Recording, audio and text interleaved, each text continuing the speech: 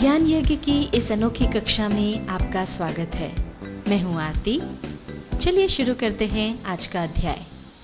Tally ERP 9 के इस अध्याय में हम सीखेंगे नेगेटिव कैश तथा नेगेटिव स्टॉक की जानकारी प्राप्त करना।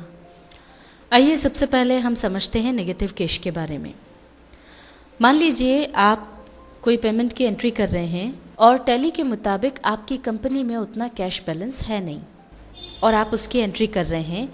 ऐसे में आपको एक वार्निंग दिखाई देती है। वो किस तरह से दिखाई देगी ये हम देखते हैं। इसके लिए हम एक पेमेंट की एंट्री देखते हैं। अकाउंटिंग वाउचर्स पर हम जाएंगे। यहाँ पर पेमेंट वाउचर खुला हुआ है और सप्लायर ए को मान लीजिए हमको पेमेंट करना है, उसकी एंट्री हमको करनी है।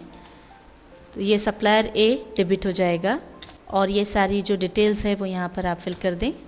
अब अमाउंट जो है मान लीजिए हम 50,000 रुपये उसको अभी पे करना चाह रहे हैं। एंटर प्रेस किया। अब यहाँ पर कैश जो है वो क्रेडिट हो गया। अब यहाँ पर आप देख सकते हैं करंट बैलेंस में ये रेड में आ रहा है। इसका मतलब ये है कि ये नेगेटिव कैश है, मतलब हमारे पास कैश है नहीं और हम पेमेंट की एंट्री कर रहे हैं। अब एंटर प्रेस करके जब हम आगे जाएंगे तो ये देखिए यहाँ पर इस तरह की वार्निंग आएगी जिसमें यहाँ लिखा हुआ आता है नेगेटिव कैश। अब इस वार्निंग के बावजूद अगर आप इस एंट्री को एक्सेप्ट करना चाहते हैं तो एंटर प्रेस करते जाएं, एंट्री एक्सेप्ट हो जाएगी। और अगर आप ये एंट्री नहीं करना चाहते हैं तो स्केप की दबाते हुए बाहर आ जाएं, जिससे ये एंट्री कैंसिल हो जाएगी। ये हम बाहर आ गए हैं और वो एंट्री जो है कैंसिल हो गई। पर अगर भविष्य के लिए आप चाहते हैं कि ये वार्निंग नेगेटिव कैश की न आए तो उसके लिए हमको एक ऑप्शन बंद करना होगा जो कि बाय डिफ़ॉल्ट चालू रहता है। उसके लिए पहले हम जाएंगे अकाउंटिंग वाउचर्स में। यहाँ से हम ये पेमेंट वाउचर चुनेंगे जो कि यहाँ ऑलरेडी खुला हुआ है, ना हो तो चुन लें। और यहाँ पर हम कॉन्फ़िगरेशन में जाने के लिए F12 की प्रेस करेंगे। यहाँ पर आपको ऑप्शन मिलता है warn on negative cash balance, ये यस है। इसको हम नो कर देंगे तो फिर उसके बाद ये वार्निंग आना बंद हो जाएगी। वैसे बेहतर है कि इसे यस ही रखा जाए। जिस तरह से अभी हमने देखा कि अगर नेगेटिव कैश हो तो बाय डिफ़ॉल्ट उसकी एक वार्निंग आ जाती है जिससे हमको पता चल जाता है कि कैश बैलेंस नहीं है। उसी तरह से अगर कभी नेगेटिव स्टॉक हो तो उसकी वार्निंग बाय डिफ़ॉल्ट नहीं आती है। इसको समझने के लिए हम सेल्स की एक एंट्री देखते हैं। अकाउंटिंग वाउचर्स में जाएंगे। अब सेल्स की एंट्री के लिए सेल्स वाउचर हमको यहाँ पर चाहिए। F8 की प्रेस करेंगे। ये सेल्स वाउचर खुल गया। अब ये हम पार्टीज अकाउंट नेम पर आए। मान लीजिए कस्टमर सी को हमने माल बेचा है, प्राइस लेवल जो भी है वो चुन लें। सेल्स लेजर में सेल्स अकाउंट आ जाएगा। मान लीजिए हमने उसे फ़ैन बेचे, ये फ़ैन आ गए हैं। अब यहाँ पर जो स्टॉक है वो यहाँ नज़र आता है।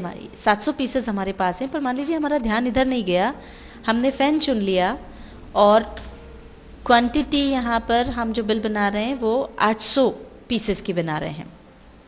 क्वांटिटी हमने 800 पीसेस डाल दी। एंटर प्रेस करके हम आगे बढ़ गए और जो भी हमको यहाँ पर फॉर्मेलिटी करनी थी वो करके नरेशन लिख करके हम और आगे बढ़े। यहाँ पर देखिए हम इस एंट्री को एक्सेप्ट करने की कगार तक आ गए हैं, पर हमको कोई वार्निंग नहीं मिली। केवल 700 पीसेस का स्टॉक हमारे पास है जबकि हम 800 का बिल बना रहे हैं, फिर भी कोई वार्निंग नहीं आती है। पर अगर आप चाहते हैं कि इस तरह की वार्निंग आए तो उसके लिए हमको एक ऑप्शन चालू करना होगा। इस एंट्री को अगर आपको एक्सेप्ट करना है तो आप इसे एक्सेप्ट कर लें, नहीं तो एस्केप की दबा करके बाहर आ जाएं तो एंट्री कैंसिल हो जाएगी। हम यहाँ से बाहर आ रहे हैं। अब उस ऑप्शन को चालू करने के लिए हम वापस अकाउंटिंग वाउचर्स में जाएंगे। सेल्स वाउचर में आ गए। अब यहाँ से हम कॉन्फ़िगरेशन में जाने के लिए F12 की प्रेस करेंगे।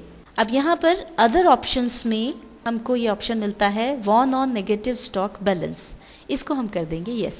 एंटर प्रेस कर देंगे। अब ये ऑप्शन चालू हो गया है। अब हम इसकी एंट्री करके देखते हैं।